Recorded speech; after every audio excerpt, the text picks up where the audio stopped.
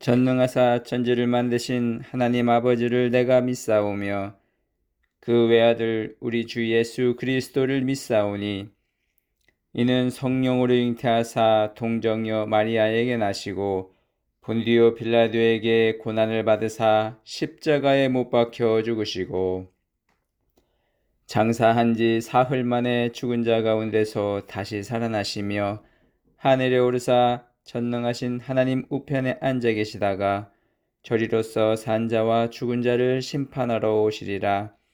성령을 믿사오며 거룩한 공예와 성도가 서로 교통하는 것과 죄를 사하여 주시는 것과 몸이 다시 사는 것과 영원히 사는 것을 믿사옵나이다.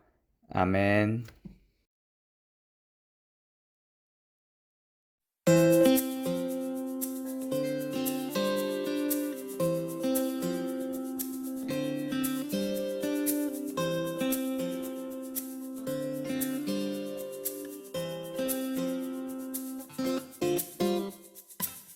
나는 춤을 추네 나는 춤을 추네 나는 노래하네 나는 노래하네 나는 손뼉치네 나는 손뼉치네 나는 기뻐 뛰네 나는 기뻐 뛰네 이 시간 손을 높여 그의 위대하심을 찬양해요 이 시간 소리를 높여 주의 완전하심을 찬양해요 주님이 내 맘 새롭게 하네 주님이 내 맘 뛰게 하시네 주님이 내 맘 안아주시네 주님만 주님만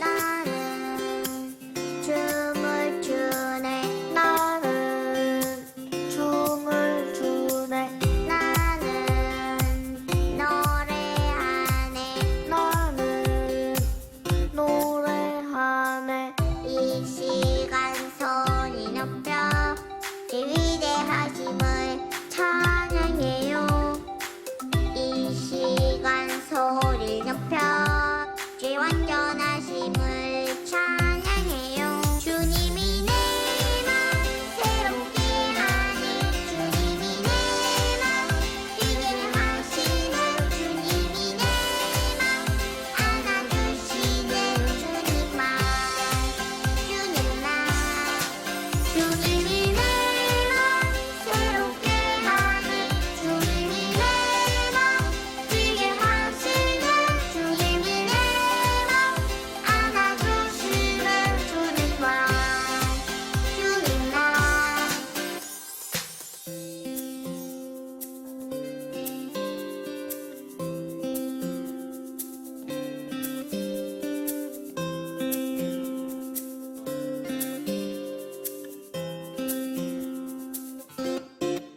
주님이 내 맘 새롭게 하네 주님이 내 맘 뛰게 하시네 주님이 내 맘 안아주시네 주님만 주님만 주님이 내 맘 새롭게 하네 주님이 내 맘 뛰게 하시네 주님이 내 맘 안아주시네 주님만 주님만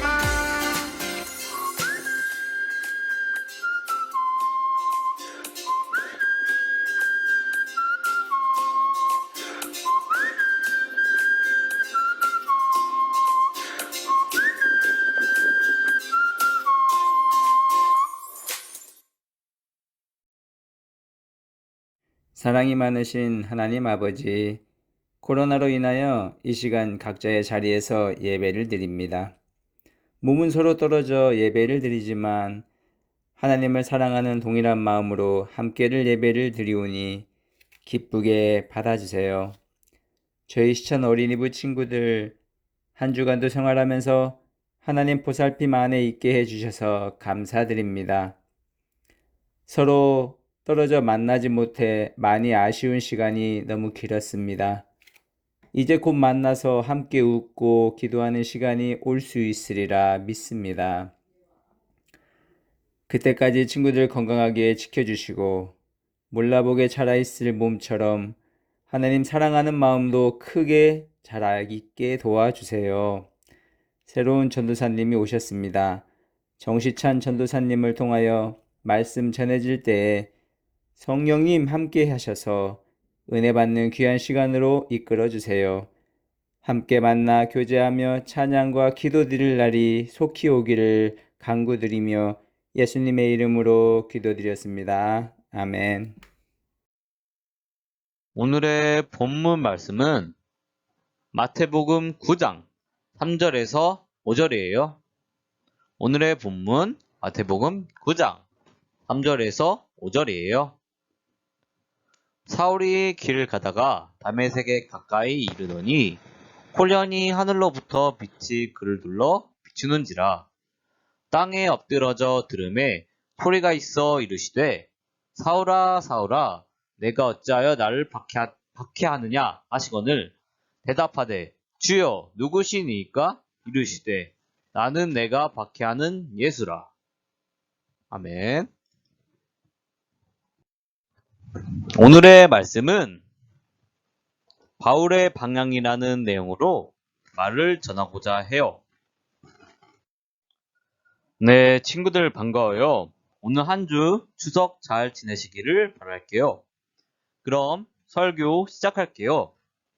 자, 오늘 본문에 등장하는 인물이 있는데 혹시 사울이라고 들어보셨나요? 그러면 바울은요? 제가 질문을 드린 사울과 바울이라는 인물은 이름만 바꿨을 뿐 똑같은 사람이에요. 하지만 사울의 모습과 바울의 모습은 전혀 다른 사람이라고 해도 될 만큼 상반된 행동과 모습을 보이고 있죠. 오늘은 사울과 바울의 모습을 따라가면서 어떻게 예수님을 따르는 사람을 핍박하던 사울이 어떻게 신실한 바울로의 변화가 가능했는지 따라가 보도록 해요. 사울은 당시 유대인들에게 존경받던 율법학자 가말리엘의 제자이자 로마 시민권을 가진 쉽게 말해 엘리트였어요. 당시 로마 시민이라는 의미는 그 사회에서 인정받은 높은 사람이라는 뜻이 되기도 하죠. 어쨌든 사울의 과거 행적은 정확하지는 않으나 적어도 낮은 위치에 있지는 않았다는 것을 알 수 있어요. 그런데 이런 바울이 열심히 행했던 일이 하나 있어요. 바로 선두에 서서 예수님을 믿는 사람들을 핍박하는 일이었어요. 심지어 그는 강한 믿음을 지닌 스데반을 돌로 던져 죽였을 때조차도 죽임당함을 마땅히 여겼다고 말할 만큼 뼛속까지 예수님을 믿는 사람들을 싫어했어요.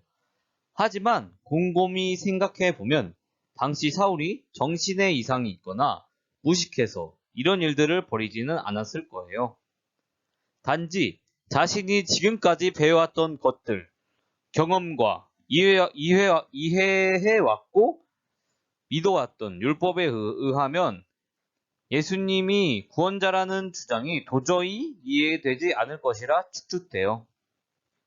사울은 예수님을 미워하고 핍박했던 집단에 소속했으며 그저 십자가에 못 박혀 목숨을 잃은 선독가쯤이라고 생각했기에 그를 따르는 사람을 핍박하고 억압했던 것이라 볼 수 있어요. 자, 이제 오늘 본문 말씀에 대한 내용이 나와요. 바울이 다메섹으로 향하는 길에서의 이야기죠. 바울은 예수님을 믿는 사람들을 더욱 본격적으로 잡아들이기 위해 말을 타고 달려가고 있었어요. 하지만 그때 이런 사울에게 예수님께서 찾아오셨어요. 3절 말씀에 보면 사울이 길을 가다가 다메섹에 가까이 이르더니 호련히 하늘로부터 빛이 그를 둘러 비추는지라고 말씀하고 있어요. 그러자 바울은 놀라 땅에 엎드리며 당신이 도대체 누구시냐고 라고 물었죠. 그러자 내가 핍박하는 예수라는 말이 들려왔죠. 그리고 사울은 사흘 동안 시력을 잃었어요. 하지만 오히려 이 사흘은 바울에게 의미 있는 시간이었죠. 예수님의 제자였던 아나니아에게 고침받기 전 바울은 이 어둠 속에서 어떤 생각을 하고 있었을까요? 이 본문이 어떤 의미를 가지고 있을까요? 바울은 똑똑한 사람이었고 권력도 가지고 있었어요. 그는 자신이 의지하고 믿는 것을 쫓아가며 자신의 눈과 길만을 걸으며 예수님을 믿는 자들을 핍박했어요. 하지만 이런 사울에게 어둠이 찾아왔어요. 어둠이 찾아오자 지금까지 그가 가지고 있던 모든 것들이 순식간에 소용없는 것이 되었어요. 지식, 계획, 지위도, 믿었던 모든 것들이 말이죠. 하지만 아이러니하게도 이런 상황이 지나고 나서야 비로소 방향을 다시 잡고 고침받은 후 사울이 아닌 바울의 모습으로 복음을 전파하기 시작했어요. 이 이야기를 통해 믿음의 방향이 있어요. 바로 나의 계획보다는 예수님을 따르는 것이죠. 오늘 본문에 나온 바울도 그저 주님의 이끄심을 따랐을 뿐이죠. 자신의 눈만 믿으며 방향을 잘못 잡고 예수 믿는 자들을 핍박하던 사울보다 역설적이게도 아무것도 보이지 않던 어둠 속에서 온전히 주님을 믿고 기다리던 사울이 예수님을 더 잘 보고 있었죠. 우리도 사울의 모습을 배울 수 있어야 해요. 오늘날 컴퓨터, 스마트폰 등으로 다양한 정보가 쏟아져 들어오죠.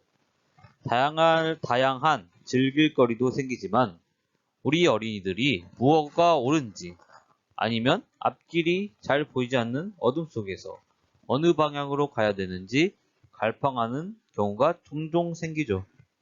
저도 예외는 아니에요. 어쨌든 하지만 이럴 때 믿음의 은혜는 방향을 바로잡게 도와주세요. 오늘 우리 어린이 친구들이 올바른 방향을 잡아주시는 주님을 만나며 나아갈 수 있는 친구들이 되기를 소망할게요. 그럼 기도할게요. 하나님, 우리 어린이 친구들이 어디에 있더라도 방향을 잘 잡을 수 있도록 인도해 주시는 주님의 도움이 필요해요. 하나님, 항상 우리 어린이 친구들이 길을 잃지 않게 도와주세요. 예수님의 이름으로 기도드렸습니다. 아멘. 주기도문 하시겠습니다. 하늘에 계신 우리 아버지여, 이름이 거룩히 여김을 받으시오며 나라의 임하옵시며 뜻이 하늘에서 이룬 것 같이 땅에서도 이루어지이다. 오늘날 우리에게 일용할 양식을 주옵시고 우리가 우리에게 죄 지은 자를 사하여 준 것 같이 우리의 죄를 사하여 주옵시고 우리를 시험에 들게 하지 마옵시고 다만 악에서 구하옵소서. 대개 나라와 권세와 영광이 아버지께 영원히 있사옵나이다. 아멘.